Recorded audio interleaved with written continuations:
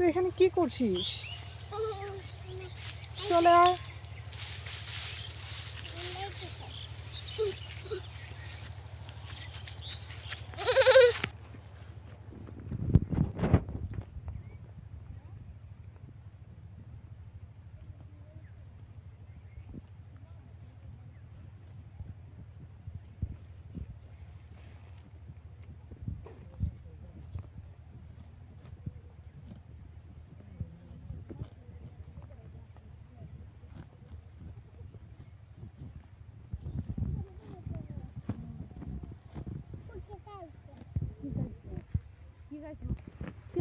ধানগুলা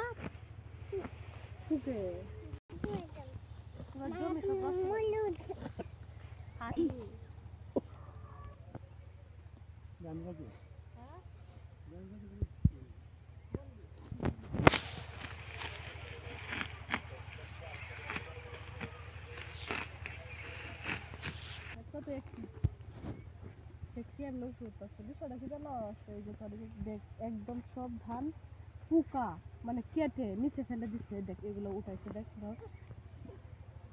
এগুলা ঝাড়ু দিয়ে উঠাইছে। মূলত কারণটা কি জানো? ও এক ক্ষেতে এইগুলা পোকা ছিল, এখন ওই ক্ষেত তো কেটে ফেলছে। এখন কি করবো, এই ক্ষেতে আইসা এক রাতে সব কাটে লাইছে। ও তাই নাকি? মূলত হচ্ছে তোর এটা এখন মানে উপযোগী হয় নাই কাটা, কিন্তু এই জন্য কাটতেছে। আরেক রাত যদি যায় তাহলে সব কেটে ফেলা যাবে। ওই পোকাগুলা এক ক্ষেত থেকে অন্য ক্ষেতে যাচ্ছে।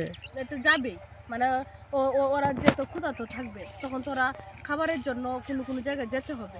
যখন এই ক্ষেত শেষ হয়ে পরে এই ক্ষেতে আসে, যখন খাবার শেষ হবো তখন তো ওরা মারাই যাইব। এই জন্য এটা শেষ করে ফেলতেছে।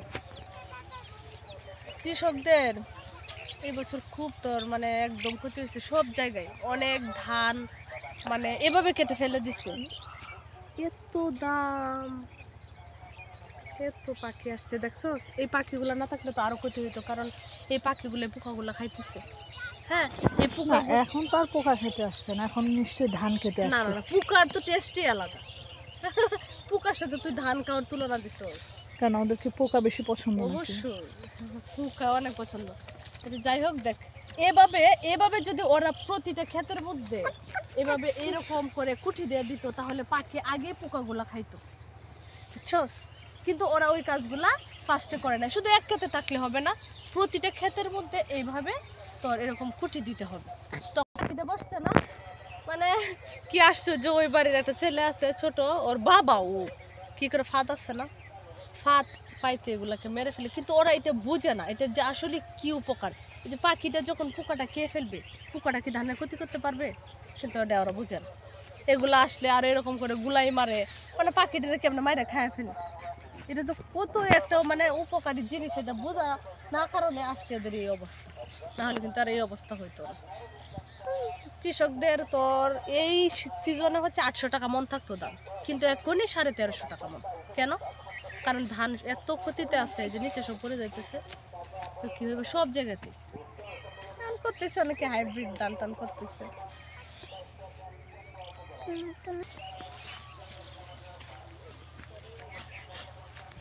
কি করবে এখন? তো কাজের লোক নিয়েও তো পারবে না, কারণ কাজের লোক নিয়ে যদি তোর এই ধানগুলা কাটায় 700-800 টাকা হচ্ছে কাঠা, তাইলে এখানে 7 কাঠা কে আমার চাষা করছে। এখন যদি উনি 700 টাকা মন কাটাতে কাটায়, তাহলে 700 কত হইতেছে? এই হিসাবে তোর ধানের দামে হইতেছে না। কি করবো, আমার চাষা 1 লাখ কাটতেছে। আচ্ছা আচ্ছা, যেগুলো পড়ছে এগুলো নিয়ে যেতেছে, এমনি লাভ নাই। আবার কাজের লোক নিয়ে করতে হইব, কৃষকদের অনেক দাম। তুমি করতে পারো না তোমার দাদার সাথে মানে ঝামেলাও করো তারাও? তাহলে দাম কত? দাম বেশি বা দেখ, এই যে মানটা আছে, এটা তো মনে হয় 1 কেজি দানও হবে। ওবে কি 1 কেজি দান কত? না হ্যাঁ, কি এই যে দেখ দিলু, দেখ তুই নিজে চোখে দেখ, আমি বসিছি দেখ। এই যে একটা অবস্থা, 7 কাটা ক্ষেতের মধ্যে তুই সর বেড়া। এই যে দেখছিস না, ফুল ক্ষেতে এইভাবে পড়ছে। যদি এইভাবে একটা এতে যদি অতটুকু ধান আছে, এটা যদি কাটতে ফেলা দেয়, তাহলে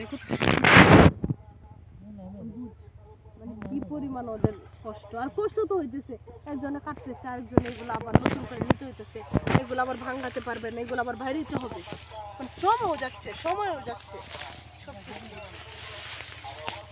করার কিছু নাই। আর কি আপনারা ধান তো কম হইব না তখন না, তো এভাবে আস্তে আস্তে কাটতে হলে সেটা করবে